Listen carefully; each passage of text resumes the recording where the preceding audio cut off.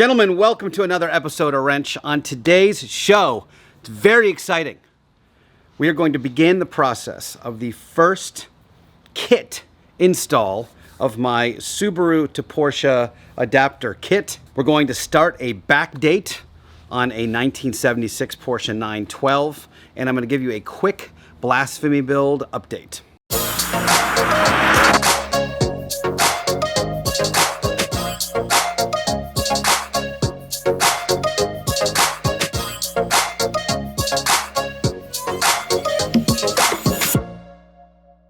By the way, if you're new to this channel, behind me here is a 1969, Porsche 911S. I got it as a race car. It had no engine, no transmission. I decided I'm going to put myself a Subaru flat 6 motor, twin turbo, and do a bunch of really cool techno mods to it. We are very close to having this thing complete, or at least somewhat drivable.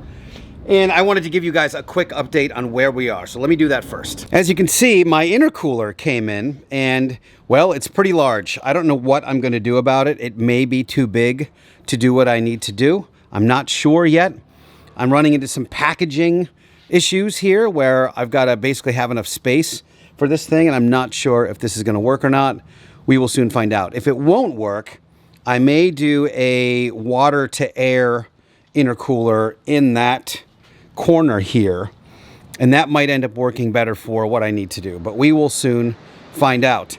My crossover pipe is here. You guys saw me do that on the last episode. That is working well. Then I have a bunch of other small things, like I've got a few holes in the engine that I'm going to have to tap out and put plugs in, just so I can make sure that I'm not obviously leaking coolant all over the place.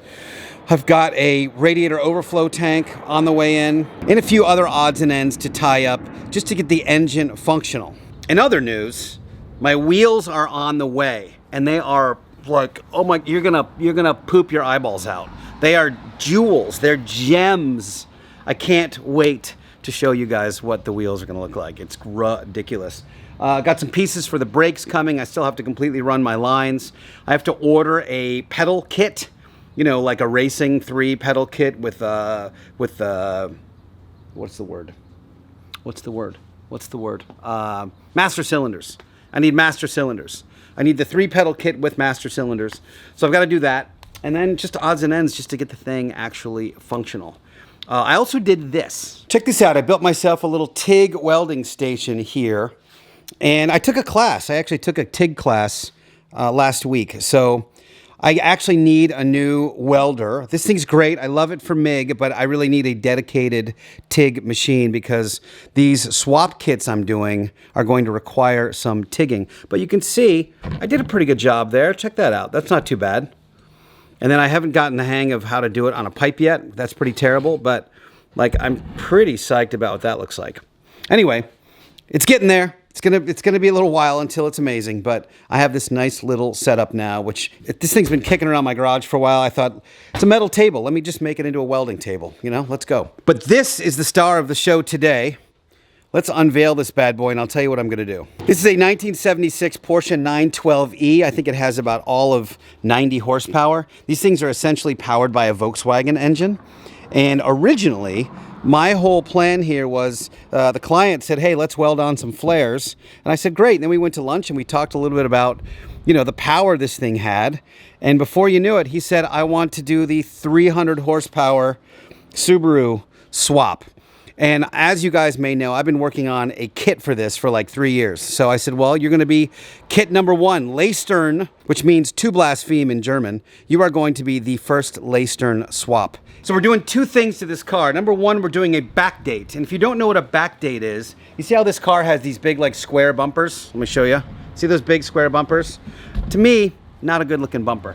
What a backdate is it makes the bodywork of a newer 911 look like the bodywork of an older 911, which is preferable to 1974 when the US added these big old square bumpers. A lot of people that have the newer model 911s, otherwise known as the G body, want them to look like an F body, which is what this car looks like, which is my lovely gray Ghost, which is right there, that hot little number. Hi Ben, I'm talking about you right now, but this is the gray Ghost. If you guys don't know me already, This thing's powered by a 3.6 Porsche engine, so I'm not all blasphemous. This shape is what this particular client was going for. So what we have to do on this car is obviously take all the bumpers off, take the fenders off, and I have to weld on a new front latch panel, which weirdly enough, I have one. This is one I cut off of a different car, but I have to basically weld on the whole front end of this car, and that will accommodate the longer hood of the earlier cars. So what we're gonna do on this show is I'm gonna pull each bumper and hopefully pull both of the fenders off and then start kind of sizing where the radiators are going to go for the swap kit.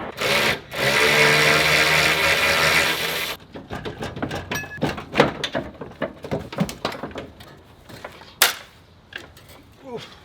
That's heavy.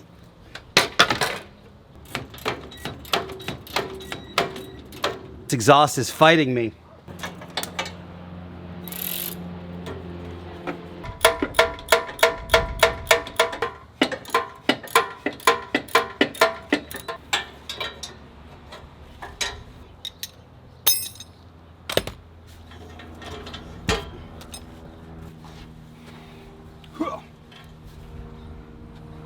That took too long. Hey dudes, so it's actually been a couple of days since the last scene you saw for a couple of different reasons. Number one, as I was taking off the rear bumper, I took a huge chunk out of my thumb and bled all over my driveway, and it was just hard to articulate. So it's actually healed for a couple of days and now it's much better. Two, and I'm not sure if you've ever done this, I spent the better part of an hour looking for the keys to this car. I was trying to take the rear reflector off and I wanted the keys so I could pop the trunk and, you know, obviously get the rear reflector off. Couldn't find them. I searched my house for an hour until I realized they were in my back pocket. Son of a! I literally grabbed them on the way out to the car, and here we are. So I don't know if you've ever done anything stupid like that, but I do it all the time. Anyway, for those of you who don't know, I'm not sure how much I described of what this car is. I've now developed a kit for early 911s and 912s, really 1964 to 1989 911s and 912s, for a full swap kit. And that is engine, it is radiators, overflow tank, headers, like everything you need to just like bolt this water-cooled 300 horsepower Subaru engine, ECU, in your car as non-destructive as possible. So my goal is to make this thing so you don't have to drill holes. I know you'll need to drill one hole for the ECU because you have to go through that firewall under the rear seats, but I'm not sure how much I'm gonna have to drill otherwise. So what I'm doing here with this car is the disassembly process and then starting to fit up the parts of the kit, which are super exciting. Not the least of which are these brand new radiators from CSF. What you're gonna see me fit here is actually the CSF oil coolers that go in the factory mounting locations. We're going to take those oil coolers and effectively turn them into radiators. So we'll do some customization on the ports. A guy from CSF is gonna come down and we're gonna change the ports and then turn them into actual radiators instead of oil coolers. So it's super cool. So back to the car, rear reflector, and then the front bumper and front fenders. By the way, if you want any info about the kit, I put a little info page on the Rennch website. Link is in the description below.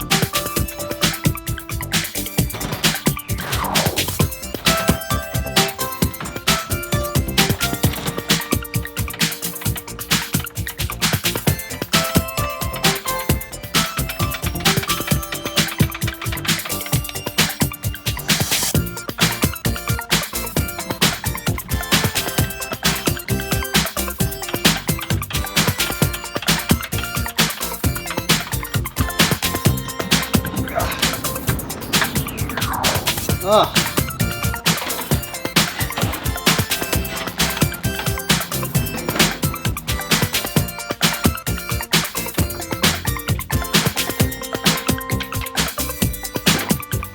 So a quick word of advice, if you happen to have one of these old Porsches, this thing just took me 3 times longer to take off. It took me a full hour to get this front bumper off because literally every piece of hardware was different. There were hex head screws, there was 11 millimeter, there was 12 meter, there were regular Phillips head screws, there was like, it was so haphazardly reassembled in the last, 40 years. If you just go through your own car and you use the stuff the factory put in, it's gonna make your life so much easier down the road. Or like what I did on the Blasphemy build, I just redid all the hardware so it was all brand new and all the same size. So this was such a bummer. It took me a full zillion hours to get this bumper off under the sun. I thought I'd just pull the car in after because it would be kind of easy. Here I am sweating my balls off in the sun because it's taking forever to take this stuff off. Anyway, front bumper is off. Time to start decoding. I don't have a lot of experience with these G-body cars, so I have to start decoding what's what to start removing the fenders for this Backdate.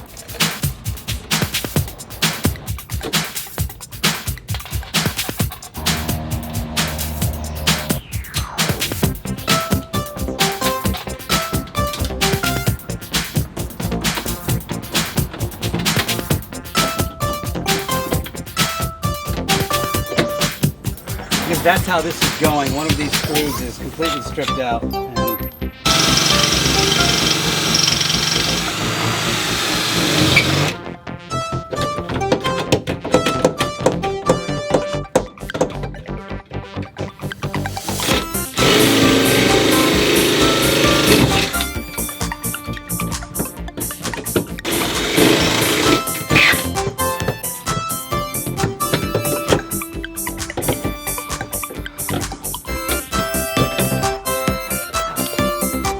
So there's 4 screws that hold these lights in. This one is completely stripped, so I just drilled out the head so I could pull it off.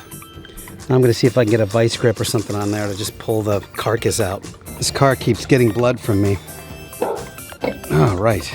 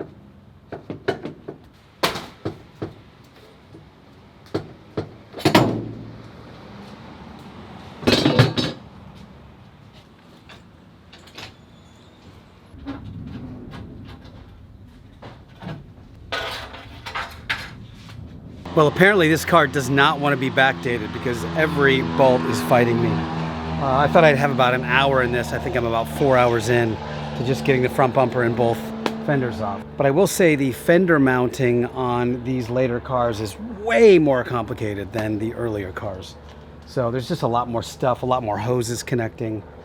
So it's a bit of a mystery for me, kind of exploring what's still connected as I try to remove it. I'm close. I think I have just a couple more on this side and I can finally get the thing off.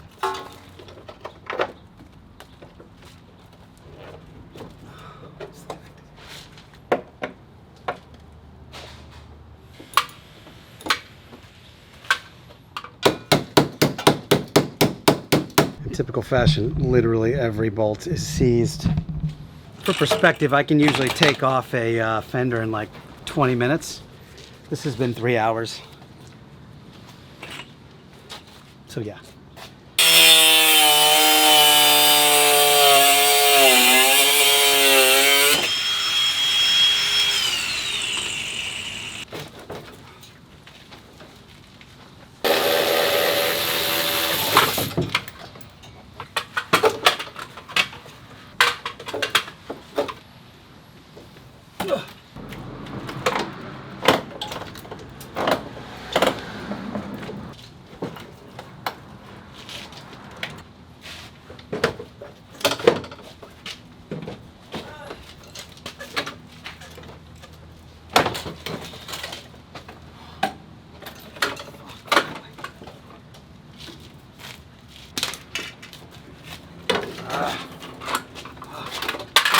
Finally.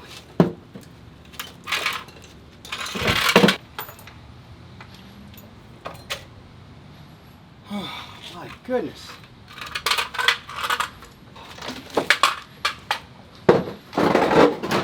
Guys, that was absolutely brutal. Look at all the complete and utter chaos down there. This thing was, I mean, obviously had not been off in 40 years. So it was a rough one. It did not want to come off. I have to repeat the process for the other side, but thankfully the other side doesn't have all of these hoses and connections, gas tank filler, like all this stuff was just completely and utterly in the way. I'm going to take a quick break. I'll be back.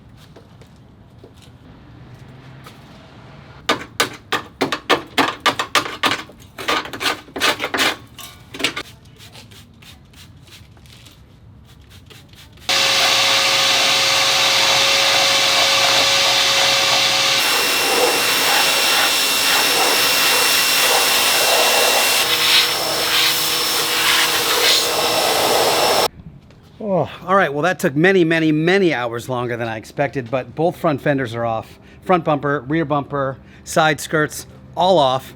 I'm actually gonna take this minute. There's a supporting structure for the rear reflector that needs to be cut off so the early rear bumper can fit on it. I'm actually gonna do that right now. And then I think maybe just throw on the two fenders and call this a day, as I've been working on this way longer than I expected today. So. But we're making progress. This is all steps on what you need to do to backdate a later model 1974 on 911.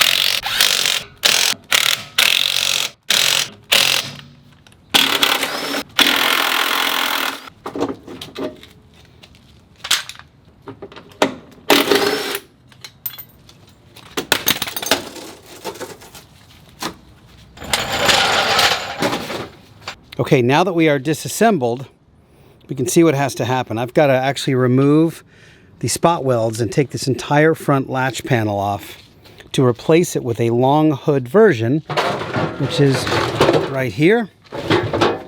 And that gets welded in on each side. New mechanism, we've got new hood, new fenders, and that takes care of the front end. And then in the back,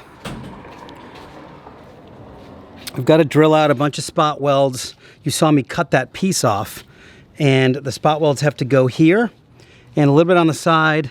I've got some bracketry here that I've got to remove, and then the rear bumper can bolt on there. And then we've got to flare this bad boy and get some wide body flares on it. Once that's all done, I'm going to pull the engine and start the process of this Subaru transformation, which I'm super, super, super stoked about. Let's bolt these fenders on and see how we're looking.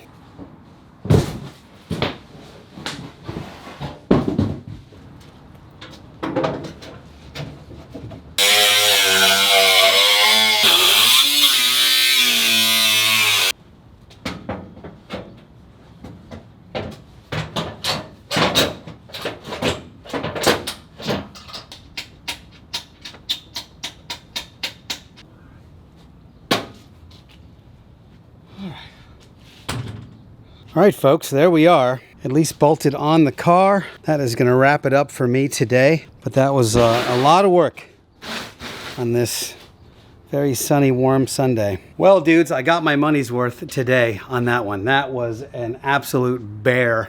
I'll definitely be better prepared next time for all the work necessary to get fenders off of a later model car. Wowza, that was a lot. As far as the Subaru kit goes, I still have one more spot that I'm offering for a $3,000 discount, just because this is obviously car number one. I've got another one in the queue, and there's going to be some, prototyping and that kind of thing. So I want you guys to be patient while I go through this process, but I'm super excited about how this is going to turn out. I think it's going to be a really cool kit. And by the way, if you have an engine that needs to be rebuilt, or you have just a Porsche shell, or you want to build a race car, or you've been quoted, $20,000 and 8 months or a year for an engine rebuild, which is not uncommon right now, that's who I'm targeting this kit towards. So it's pretty involved. The installs shouldn't be involved. It should be relatively easy on your end, but I'm going to try to put in the hard work on my end to make sure it's really easy on your end.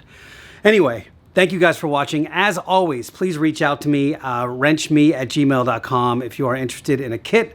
And until next time, I'll talk to you soon.